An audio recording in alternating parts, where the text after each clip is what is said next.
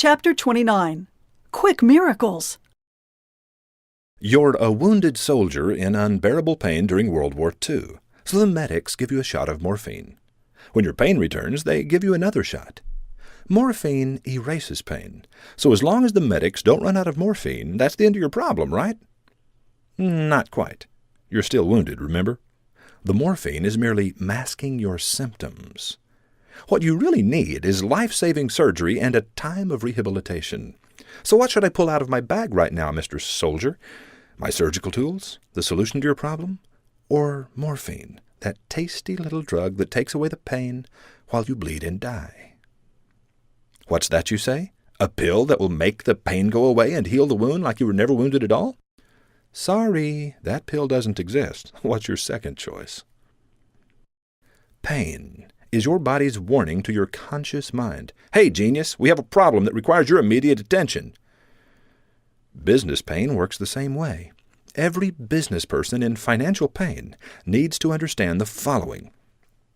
Your business is trying to tell you that it has a problem that requires your immediate attention. Slow traffic or a downward sales trend is not the problem, but merely a symptom of it. At best, every fast-acting ad gimmick is a painkiller exactly like morphine. Morphine quickly becomes addictive, and if you use it too long, it will kill you. No one looks forward to the surgeon's knife, even when it's what he or she desperately needs. Because of their woefully incomplete training, most advertising people are not equipped to perform life-saving surgery, but are outfitted merely as medics to promote their own proprietary brand of morphine. Recovery from life-saving surgery is painful, slow, and not the least bit fun. Playing with morphine, cocaine, heroin, and other painkillers is hysterical fun. Are you beginning to understand why business people are drawn to fast-acting ad gimmicks when they're in financial pain? Making morphine is easy, but using it is dangerous and often deadly. Now that I've plainly and coldly warned you of its insidious nature and highly addictive, seductive, and deadly properties, I'll teach you how to make business morphine. Read on. Chapter 30. How to make business morphine. Strap in. I'm taking you on a high-speed chase down a one-way road to nowhere. I'm going to teach you how to scam, flim-flam, and deceive your way to riches. I'm teaching you to do this, not because I believe you should do it, but so you'll be able to recognize it, look it in the eyes, and call it by name. It's confession time. I dropped out of college after just 2 days and took a job selling advertising on straight commission. In other words, if I didn't sell enough this week, Penny and I didn't eat enough next week. I learned much of what I know today by systematically spending millions of dollars of other people's money on a series of idiotic experiments and then carefully analyzed the results. Believe me, I got an incredibly expensive education. I just wasn't the one that had to pay for it. On the streets, I learned that most business owners see advertising as a giant gumball machine. You puts in your money, you cranks the handle, and out comes the result. That's advertising. So I offered these business owners what they wanted, an instant miracle. I became the king of hype, comparable only to Ron Popeil of the "But wait, there's more" Vegematic. Joseph Bessemer spoke the truth when he said, "There's a sucker born every minute," because that's precisely how often I met one. You thought P.T. Barnum said that? Nope, it was Joe Bessemer. Now, my employer required me to wear a tie, so I kept one draped around my neck, but I was careful never to tie it. I was Mr. Everywhere in a theater near you. You want a crowd? Crowds cost money, baby. How big a crowd do you want? But I digress. I promised to teach you how to make morphine. Creating successful hype ads is simple. Here's all you need. Number 1, intrusiveness. You've got to get their attention. Number 2, offer. Make it too good to pass up. 3, logic. Add supporting evidence to make doubters believe. 4, urgency. There's got to be a time limit. Leave out any of these 4 ingredients and you're dead in the water. Having experienced the thrilling results of an intrusive offer made with logic and urgency, My advertisers instantly became morphine addicts, and I was their pusher. I'd waltz through their doors wearing my trademark tie like a scarf, and they'd say, "Well, we sure had a great one last week, didn't we? What are we going to do this week, huh? What have we got for me this week? What are we going to do?" They'd bare their arms, and I'd slip in the needle. But there is a law of the universe that says anything that works quickly will work less and less well the longer you keep doing it. So my magic would always fade. And the bigger and faster our success, the quicker and more complete the fade. No problem. There's a new sucker born every minute, right? Sadly, most of the business owners who survived my abuse of them a quarter-century ago are still hoping that someday I'll return with the next creative idea. In the flim-flam business, creative idea was my preferred word for gimmick. Like all addicts, these business owners resisted taking the long view and continue to this very day to measure success on an extremely short time horizon. Even when I tried to warn them that my talk loud and draw a crowd strategy was doing long-term damage to their business, they really didn't care. Addicts never do.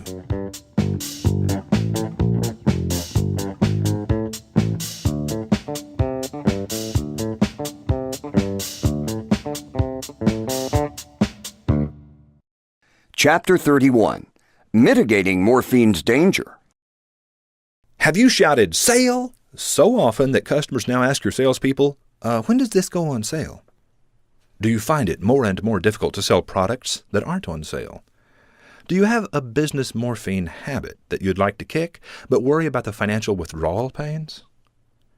A Harvard study on customer loyalty revealed the following 3 types of customers. 1. Non-switchable.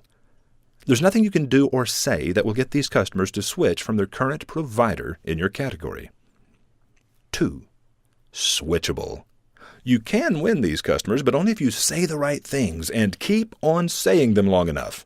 The goal of a branding campaign is to become the company these customers think of first and feel the best about when they need what you sell. Number 3. Switchable for reasons of price alone. These customers are easily won, but will switch from you just as quickly as they switched to you, and for the same reason. There's nothing that cannot be made a little worse and sold a little cheaper. You'd like to begin branding your name in the better customer's long-term chemical memory instead of depending on a series of short-term electrical memory promotions targeted to the switchable for reasons of price alone customer.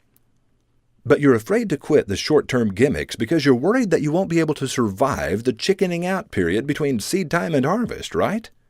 Another thing that worries you is how long it's been since you met anyone willing to pay full price. Deep down, you worry that all customers are coupon-clipping, grave-robbing, bargain-hunting predators who will never agree to buy from you unless they're convinced they're getting the deal of a lifetime. Bottom line, you have a history of attracting customers for reasons of price alone. So, how can you now begin attracting better customers without losing the coupon-clipping grave robbers too soon? Answer: use a visual recall cue in a non-intrusive, silent medium. Run a newspaper ad with a large picture of what's on sale, but with your company's name buried in the fine print. The only people who will know it's your company having a sale will be those looking for your product.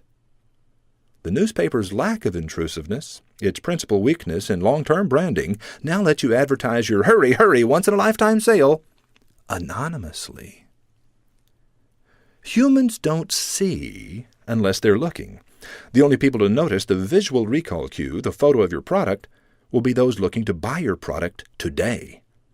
But humans hear and retain information even when they're not listening. So above all, do not use TV, cable, or radio ads to stimulate response to the newspaper ad.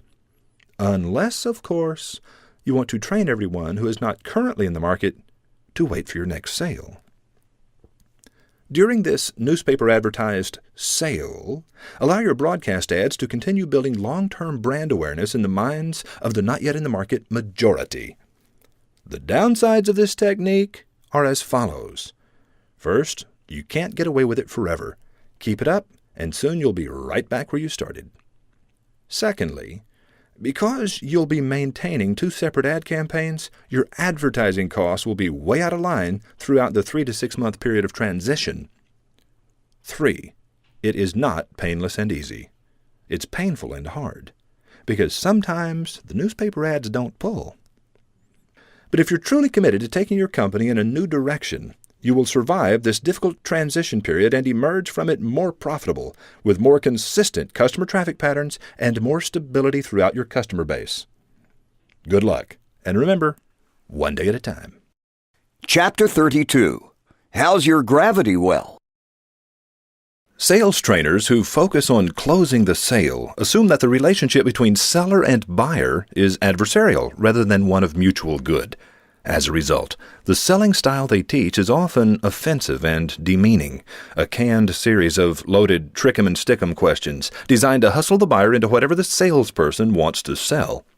Is it any wonder that a mother rarely says of her little boy, "I sure hope he grows up to be a salesman"? Great sales trainers like Chuck Mefford and Brad Huskin teach that a salesperson should aspire only to become the customer's servant, consultant, and friend, and having accomplished this, never to violate the terms of that friendship. Human persuasion is not a confrontation with each side trying to win. What a business wants is a committed customer, but a customer is far more likely to make a small commitment or to increase an existing commitment by a small degree than to make a large commitment abruptly. Commitment is rarely an all-at-once thing. Salespeople who ask for large commitments too soon are typically referred to as pushy, and most people hate dealing with them. Profitable persuasion and comfortable customer compliance are merely the results of a properly constructed gravity well. Have you ever charted your own gravity well? Correctly constructed, a gravity well softly pulls, entices, and seduces the customer into gradually deeper degrees of commitment. But unlike the tricky sales trap, the customer may comfortably exit the gravity well at any time. Shaped like a funnel, the gravity well is most easily entered at the uppermost level and requires only the mildest level of interest. It is, in this, the widest part of the funnel, your customers will be numerous but uncommitted. Just inside the rim of my company's gravity well is the Monday Morning Memo, a weekly newsletter we send at no charge to subscribers around the world. Those who wish to delve deeper will buy one or more of my books, an investment of tens of dollars. At the next level, readers may opt to spend a few hours to attend a free seminar or to purchase one of my video series for a few $100s. Of these, a few will come to Austin to attend our 3-day Wizard Academy and join an elite inner circle of graduates. Finally, from the very tip of the funnel, will trickle the occasional new client who asks to pay my firm tens of thousands of dollars per year in return for creating and guiding his ad campaign. The elegance of a gravity well is that, in the process, no one is ever asked to buy anything. That's the elegance of a gravity well.